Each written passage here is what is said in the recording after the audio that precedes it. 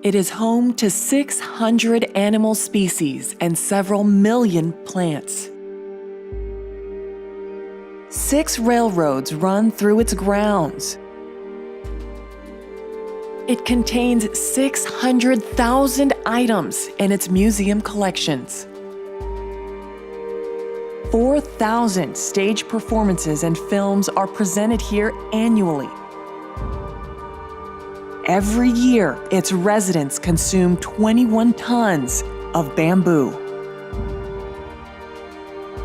This place provides an unparalleled mix of nature and culture. It is not a country or even a state. It is a park, and the story of its humble origins and big dreams is extraordinary.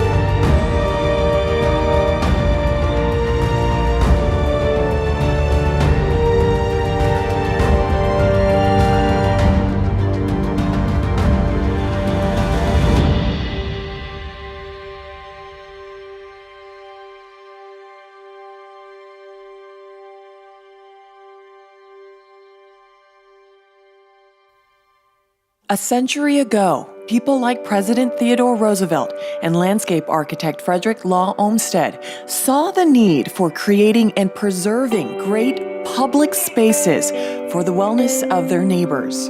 There was always a feeling, and as America became increasingly urbanized and we were sort of getting away from the land, that for health reasons and just general benefits, it would be great to sort of bring the country back into the city.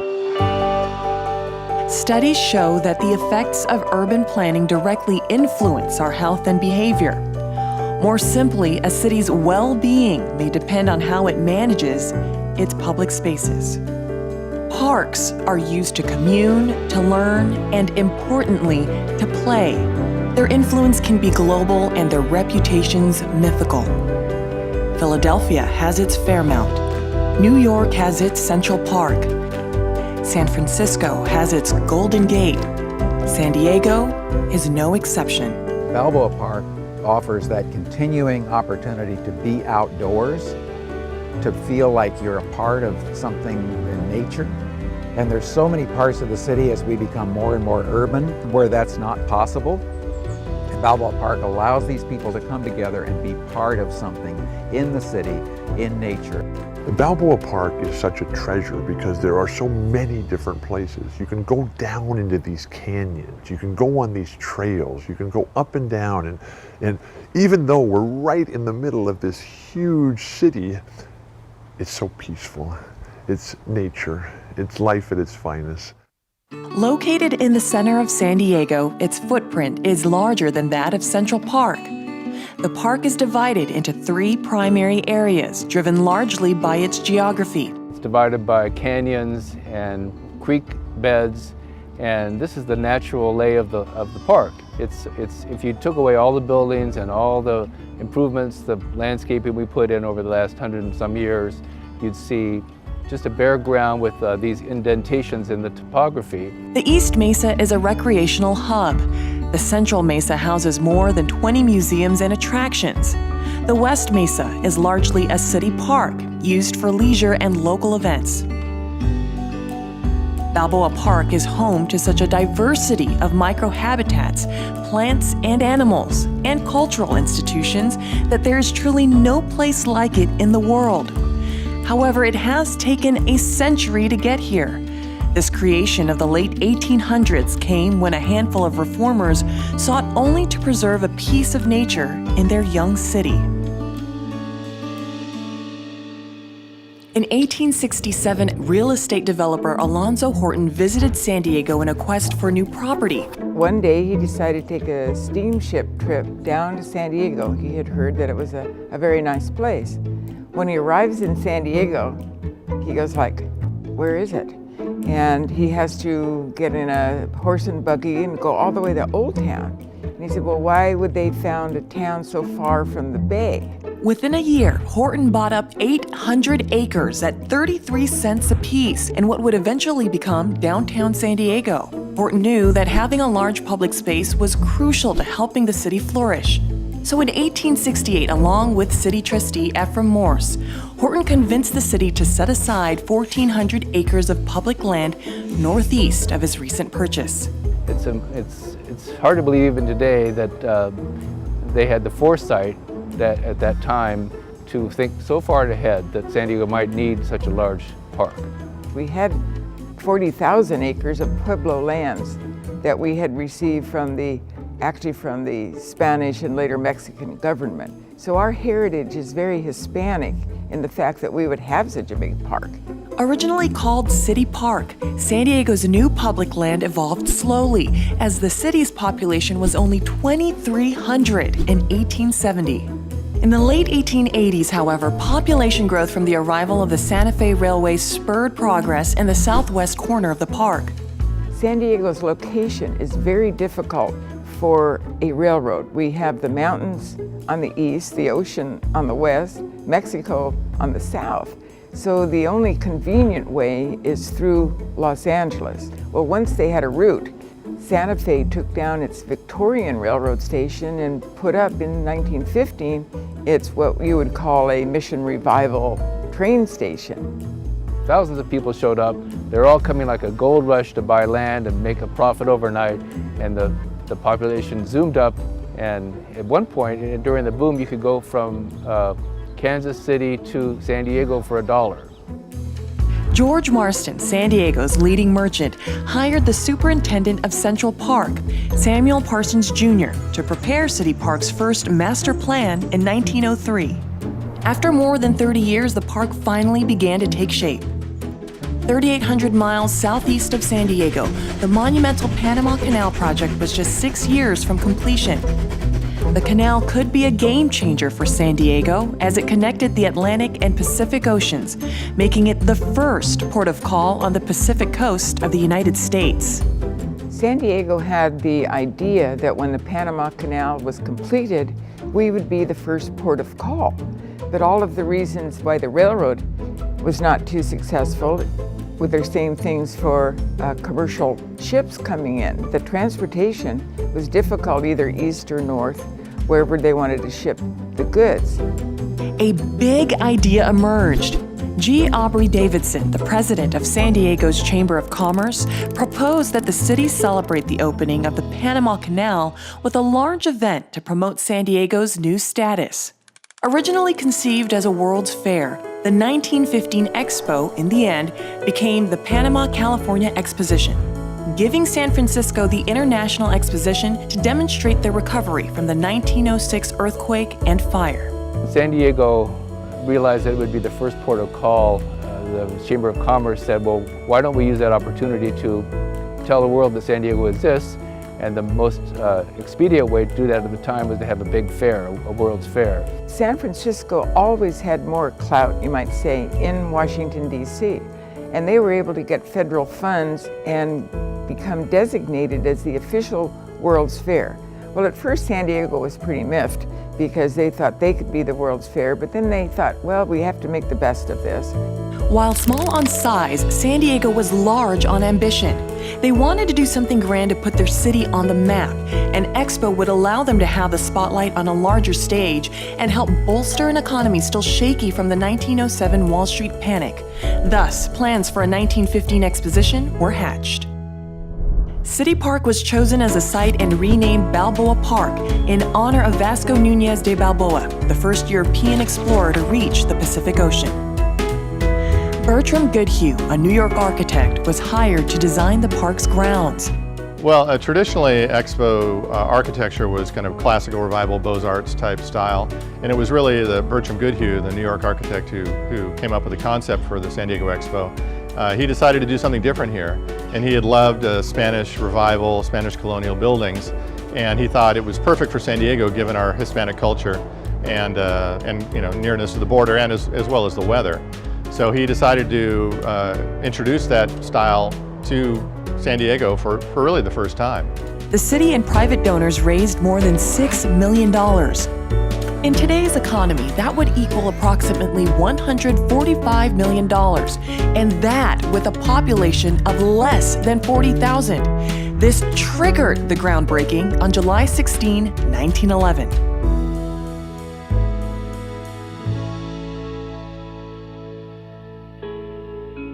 Today, Balboa Park is home to more than 15,000 trees from 348 different species.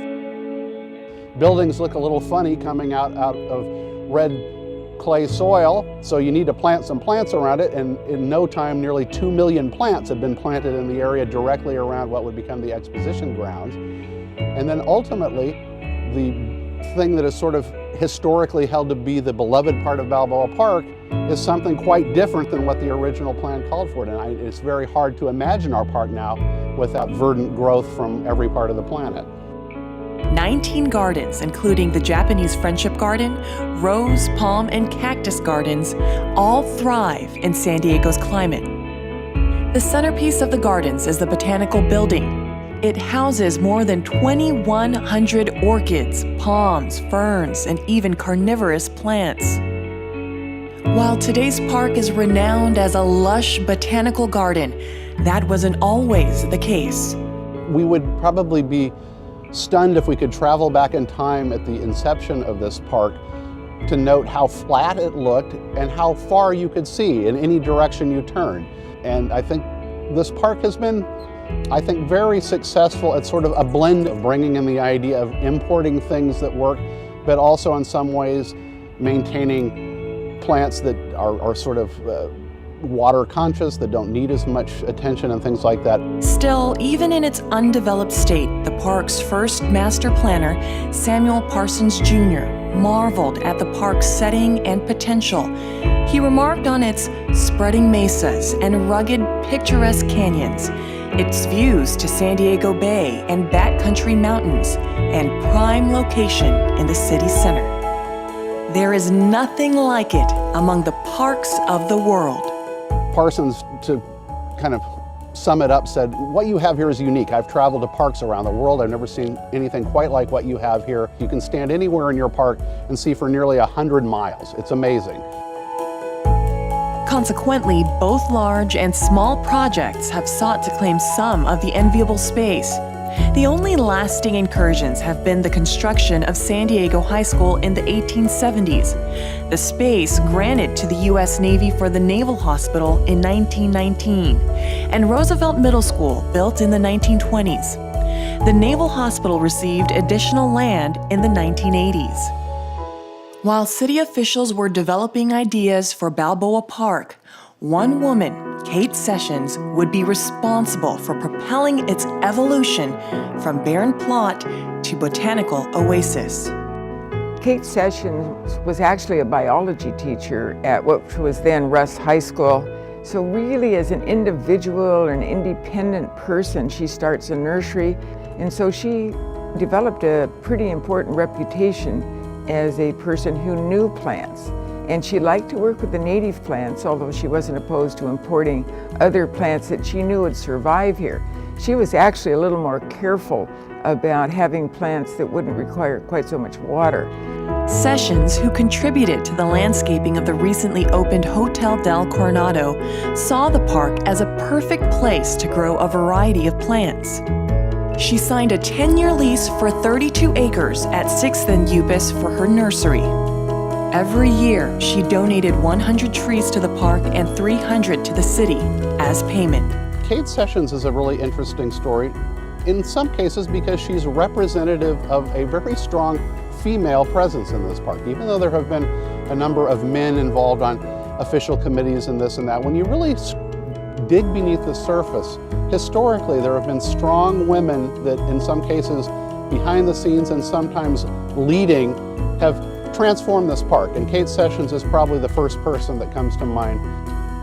With Sessions' horticultural contributions, Parsons' planning, Goodhue's architecture, and voters' bond approvals, the stage was set for an event that would bring visitors to San Diego by the millions.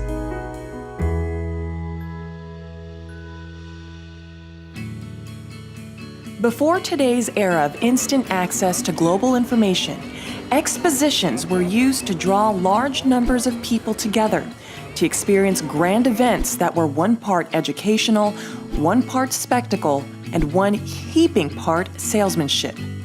Well, of course, through thousands of years, we've always had marketplaces in towns where people would come from the rural outskirts into town and buy and sell things. And in 1851, London had the first World's Fair, what we call a World's Fair, and it caught on. It was brought thousands of people to the Crystal Palace in London.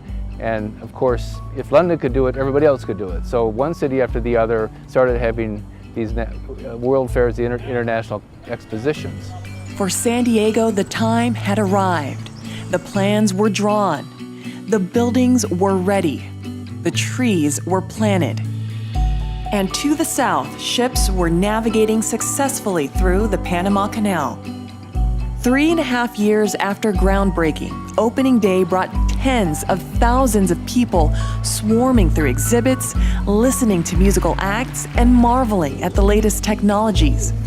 The 1915 Expo would largely focus on education and commerce.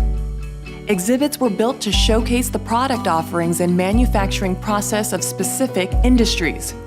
A working film studio, a Brazilian coffee exhibit, a tea plantation, a model farm, and more. The Liberty Bell made the train trip from Philadelphia. A Japanese tea pavilion greeted guests. Electric carts or electric cats dodged pigeons brought in for the occasion. And what would a fair be without curiosities and a little whimsy? Welcome, one and all, to the Fun Zone here at the Panama, California Exposition. Walk along the isthmus and marvel at wonders from around the globe. Unwind at the Temple of Mirth, but don't miss the ostrich farm. Climb the Yelps or rush over to the gem mine and discover brilliant stones. Or just take in the hula dancing at our tropical Hawaiian village. Numerous celebrities and politicians visited the expo, from Fatty Arbuckle to Thomas Edison and Henry Ford to Presidents Taft and Theodore Roosevelt, who addressed Navy cadets. At the Isthmus, even though it was an entertainment zone, we had a Chinatown from San Francisco to show the Chinese heritage. We had a model of the Panama Canal and how it worked and how locks worked in order to bring water from the Atlantic to the Pacific.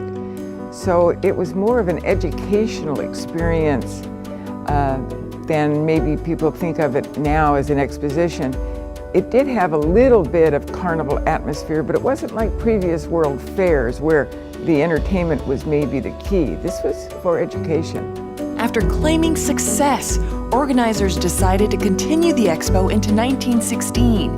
It became truly global as exhibits from San Francisco's World's Fair traveled south for the second-year extension, renamed the Panama, California International Exposition. Along with additions to the cultural pursuits, more whimsical acts also joined the lineup. Hold on to your hats at the alligator farm and witness the spectacle at the Wild Animal Show. The two-year expo forever changed San Diego by spurring its population and leaving a lasting cultural and natural footprint. 20 years later, a second expo would call Balboa Park home. The California Pacific International Exposition was the brainchild of Frank Drugan. This time, organizers saw the event as an antidote to the Great Depression. They hoped the event would stimulate the area economy and create jobs. They were able to surpass their fundraising goals and collected $700,000. Well, the second expo, 1935, it was something that was even more amazing actually than the 1915 exposition, because in 1915 we started from scratch. It took 3 or 4 years to build the buildings and plant the grounds. But in 1935, when the second exposition opened, it was only like 8 or 9 months from the time that Frank Drugan said, let's have a fair, take the Chicago World's Fair things and bring them to San Diego, and we'll get us out of the Depression and make San Diego boom again. The 1935 fair was just one of those things that caught the imagination of people who wanted to donate. And we actually made a small profit with the whole thing, so that was really a plus for San Diego. On opening day, visitors flooded the park, as they had 2 decades earlier. While the 1935 Expo had educational and cultural components, escapism was a consistent theme, and as such, visitors saw an increase in the level of spectacle and flamboyance. And the commercial presence was highly visible, with new structures such as the Standard and Shell Oil buildings. A Spanish flavor was everywhere. Dancers and musicians from Latin traditions contributed a lively mood. Come one, come all, to see the wonders of the 1935 Expo Extravaganza. Head to the amusement zone with its auditorium showcasing exhibits from Ripley's Believe It or Not. Strike it rich at Gold Gulch. Sneak a peek at Zorro Gardens, the Expo's nudist colony. See the famous Sally Rand perform twice daily burlesque shows at the Palace of Entertainment. For those preferring a slower pace, visit the Turtle Farm. Alpha the walking robot roams the expo grounds and smokes cigarettes. And finally, join the elephants for a tea party. As with the previous expo, this one brought its share of dignitaries. Current President Franklin D. Roosevelt surveyed the festivities, and his wife, Eleanor, lunched at the park. President Hoover addressed the crowds. And later, on January 1st, 1936, Roosevelt pressed a gold telegraph key in the White House to light the second year of the expo. While the 2-year event brought in 7.2 million visitors, nearly double the total of the first expo, it netted only $10,000 more. The 1935 Expo actually had as many visitors as the 1915, but the admission was very inexpensive and is affordable by almost everyone, so their profit at the end was not as great in 1935 as it had been in 1915, but there were also more things to see and more upkeep. To house the exhibits, temporary structures were built. The building's popularity sparked debate over whether to deconstruct or retain them. Only the Cabrillo Bridge, the Botanical Building, the California Building and Tower, and Spreckels Organ Pavilion were designed to be permanent. The buildings were threatened to be torn down because they were temporary buildings. They were ornamentation, and the buildings were plaster of Paris and chicken wire. People of San Diego had taken such a liking to the Spanish colonial buildings that even when Bertram Goodhue kept kind of reminding them these were temporary buildings and they were going to start crumbling pretty soon, they wouldn't let them fall down until they finally, little by little, started reconstructing or repairing most of the original buildings on El Prado, which is the main thoroughfare more or less going down the center. Since the expos, saving, restoring, and recreating that original architecture would be the focus of significant volunteer community efforts and considerable expense. Several waves of restoration have ensued, with a repeated cycle of fundraising and building. 1967 was when the Committee of 100 started. That committee was headed by my mother, B. Evenson. Getting the backing of 100 wonderful, hardworking women to have the city be beautified, that was her sole goal and aim. Civic pride, philanthropy, and volunteerism have provided the foundation for many of the park's largest initiatives.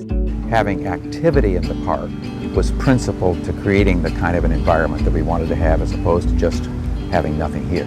San Diegans, even though initially they had not all been in favor of these colonial buildings, had come to believe that they were the most important thing, in the center of town. And so we have not let any more of the buildings fall down, although after 1935, some of the buildings are new and of different architecture. In addition to the Committee of 100, other key groups are focused on preserving the park's legacy. Because the architecture harkens to European roots, Balboa Park is the kind of place that looks older than it actually is. The Spanish-influenced architecture envisioned by Goodhue evoked the overall influence of Spain and Mexico on the region. The representation, however, was more of a fantasized view, as opposed to one based on reality. The genius of San Diego's exposition was that Bertram Goodhue, the main architect, had been to Spain and Mexico and had seen the Spanish colonial concepts, and he said, well, you should revive that style because it's different, it's never been used before, has a certain quality that will surprise people who've never been to either of those places, and we will wow the world with this new design. Despite its whimsical roots, the Spanish colonial revival influence has been enormous in California. Red tile roofs and Mediterranean-style stucco houses have become an architectural staple in the years following that first expo. Before then, they didn't exist here. Some of the legacies of the expos, such as the structures and landscaping, may seem predictable. Others are surprising, considering their humble origins. No one could have foreseen that a zoo of international reputation would be born of the 5 mini-zoos featured in the Panama, California Expo. Lions and other large mammals were displayed in makeshift cages. An aviary was built near 6th Avenue. In 1916, Dr. Harry Wegeforth created plans to maintain a zoo upon the expo's closing. There was a whole herd of elk brought into Balboa Park that were just roaming around free as part of the expo. And there were lions in cages. And that's really kind of the history of the San Diego Zoo. Was Dr. Harry Wegeforth, who was a surgeon in downtown San Diego at the time. He and his brother were driving by and they heard those lions roar. And so the history of the zoo is it began with a roar. From the beginning, the zoo was envisioned as a place for both animals and unique plants to thrive. A century later, 700,000 plants populate the 100 acres of world-class botanical gardens. Those plants are used to create the appropriate environments for their animal inhabitants, using species from their native lands. Experts on eucalyptus, bamboo, and other plant varieties ensure that the vegetarian diets of koalas, pandas, and other inhabitants are well supplied. Actually, feeding the zoo's 4,000 rare and endangered animals is a monumental endeavor. Each year, they consume 116,800 pounds of eucalyptus, 60,000 pounds of fish, 42,000 pounds of bamboo, 37,500 pounds of carrots, 31,200 pounds of apples, and 16,800 pounds of bananas. Research and conservation for both plants and animals are pillars of the zoo's mission. Zoos aren't just places to get local people in touch with the world, but it's now an opportunity to start protecting the world. And our conservation efforts spread, well, gosh, we have over 100 different programs and 35 different countries where those programs are located. So we're doing work not just here in San Diego as part of our community here, but the global community as well. 200 scientists work at the zoo, the safari park, and the San Diego Zoo Institute for Conservation Research. They have successfully reintroduced numerous species back into the wild and are widely recognized for their giant panda breeding program. The expos had other legacies beyond the architecture and zoo. The Panama, California Exposition was crucial to the city's effort to convince the Navy to make San Diego Bay its permanent gateway to the Pacific. 1914 and 1915, with the completion of the Panama Canal, it dramatically changed the way the United States operated, both from a commercial standpoint and from a military standpoint. San Diego, the city of San Diego, and the political leaders at the time of the early 1900s wanted to increase the importance of the city of San Diego to make it more commercially viable. And they decided to use the military as a fulcrum to leverage them up and to compete with San Francisco and Los Angeles.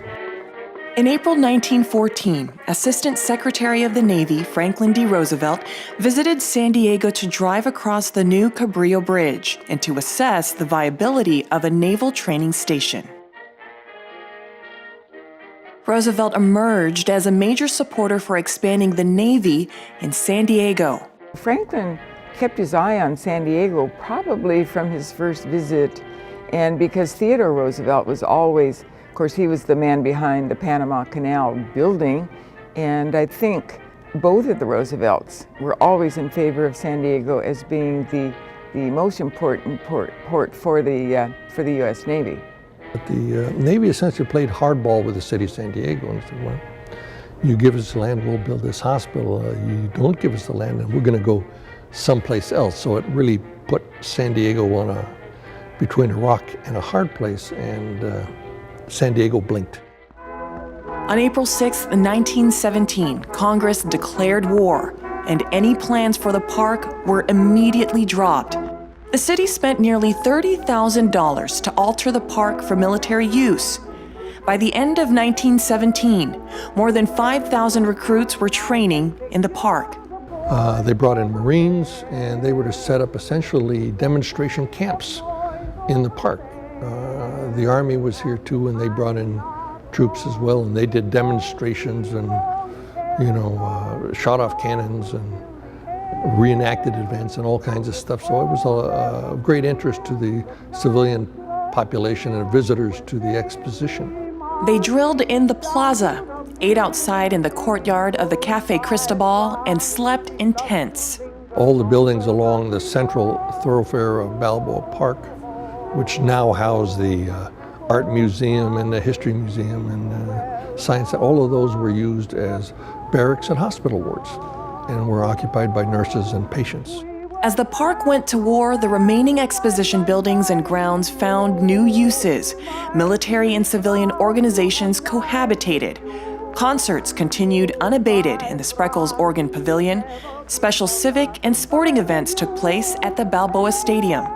The first military occupation was short-lived. With peace declared on November 11, 1918, the military left the park for more permanent bases around San Diego. When they dredged the bay and they filled in the Dutt Flats area, they created space for a Marine Corps training center down there, for a naval training center, so the Marines and the Navy moved out of the center of Balboa Park. The race was on to use the exposition buildings rather than demolish them. 2 decades would pass before the next military presence in the park. Initially, sunny San Diego felt far from the gloom that had spread across Europe and Asia as World War II engulfed both continents and threatened to erupt further. Then, almost overnight, San Diego was transformed from a sleepy border town to a teeming wartime metropolis. An influx of civilian and military personnel caused the city's population to soar. In 1 year, the population had increased from 203,000 to more than 300,000. On Sunday, December 7, 1941, the Japanese attacked Pearl Harbor. With President Roosevelt's official declaration of war, San Diego quickly mobilized to defend itself. Military bases and camps expanded still further and spilled into Balboa Park. The military required more training ground and adequate space for the injured. Before World War I, there were only about 4,200 corpsmen on active duty. By the end of World War II, there were over 132,000. So this was only one hospital corps school of many across the country, but this was a big one, and there were a lot of men and waves of women went through that school during World War II.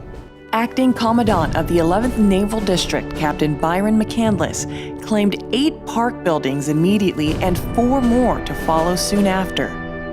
The park remained open for more than a year, but the demands for more space and support forced almost all institutions to shutter their doors by March 1943.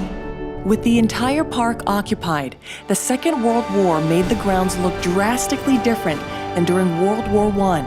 And Balboa Park made a picturesque setting for the 12,000 men and women who worked or recuperated at the expanded Balboa Naval Hospital. Victory in the Pacific finally brought an end to the war. VJ Day signaled the end to a monumental period in the city's history.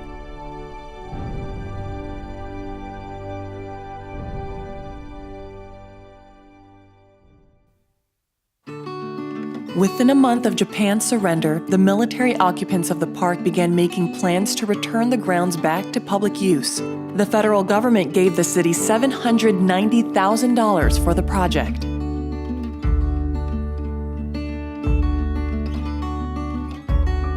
When the war was over and San Diego looked around and came back to its park and said, gee, these buildings are wonderful, let's keep them. And so they became an ad hoc cultural center that was never imagined at the time. Parks were always meant to be open spaces, passive recreation, not a combination of high visibility museums and such. That was for downtowns, but San Diego found a way to turn these buildings into cultural resources. Retrieving the museum's displaced collections was a significant undertaking. They gathered pieces sent to private homes and other institutions for safekeeping. As the collections returned to Balboa Park, so did the people. The recovery has been significant. Each year, more than 6 million visitors experience the park's 19 museums, which represent a diverse array of artifacts and research disciplines.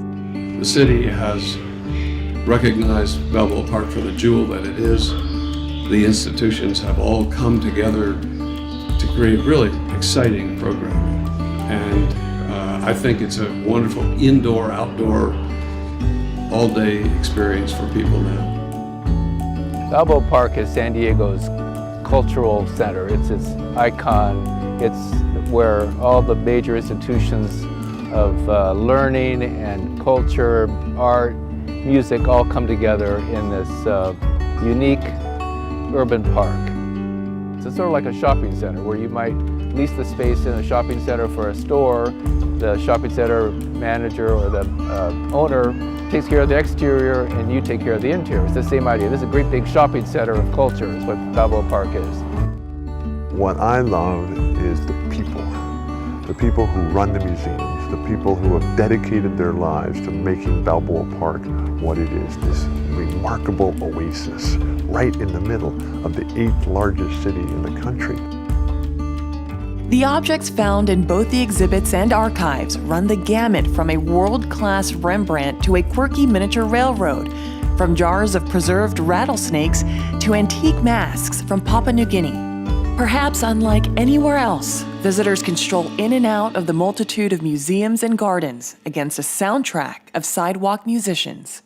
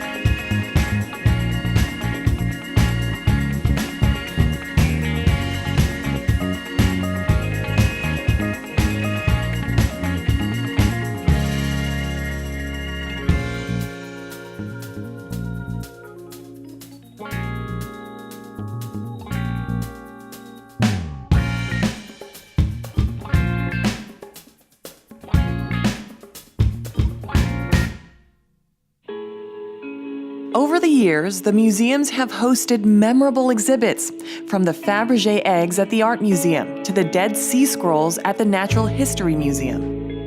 Since the first expo, Balboa Park has provided the stage for thousands of actors, dancers, and musicians of all ages. Founded in 1935, the Old Globe is widely regarded as one of the country's premier regional theaters.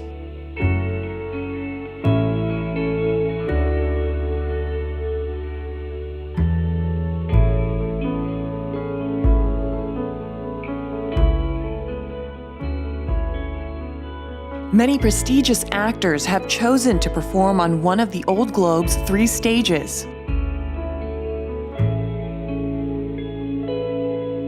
Numerous Tony Award-winning productions were born here. What's unique about it is the fact that it's outside. It's outside, number one. It's also butted right up against the San Diego Zoo. So while we're performing at night, yes, we have planes here, and there may be an ambulance, but every night we hear the lions roaring, we hear the seals in the background, which is great to have, which lends to the magic of working outside, but also, honestly, to perform Shakespeare under the stars is phenomenal. 3 well-established performing arts institutions for youth were born in the 1940s. San Diego's Junior Theater, the nation's oldest continuing program, the San Diego Youth Symphony, and the San Diego Civic Youth Ballet. You have one youth group in one place, which is our youth group, the Youth Symphony. Then you have the dance group, the youth dance group, and the room right next door. And then right next door you have the theater group. So it's really nice just to see all these, young people getting into the arts. Since the 1950s, children have enjoyed performances at the Marie Hitchcock Puppet Theater. The Spreckels organ is the largest outdoor organ in the Western Hemisphere. It was a gift from tycoon John D. Spreckels and his brother Adolph, and has provided free concerts since its dedication on the eve of the first expo. Well, John D. Spreckels was San Diego's homegrown tycoon. He was from the sugar family, came to San Francisco and settled here after the San Francisco earthquake. He was from a German family who loved music, and he just loved organs. He even had an organ in his home in Coronado. The Spreckels brothers loved music, especially John Spreckels. And his idea of what would make the exposition perfect was to have excellent music presented in a public setting, and in San Diego, it could be in the open air. This was a unique idea, and to Spreckels, I'm sure it represented the perfect statement of what San Diego could be as a delightful climate. What's amazing about the Spreckels organ is that it has survived as an instrument. It's amazing to think that it began before the radio, the talking picture, let alone the television, and that it has survived to enchant audiences all those years. You're actually in the internal part of the organ, actually under the air pressure that makes the organ play. The wind comes into this room and then is distributed out through the pipe valves that are up above. When you press a note at the console, it makes an electrical contact that energizes this magnet, and when I play it, it causes the note to fire. Each one of these wooden trackers going in this direction represents a different note on the keyboard, and so each of the discs here has a pipe above it.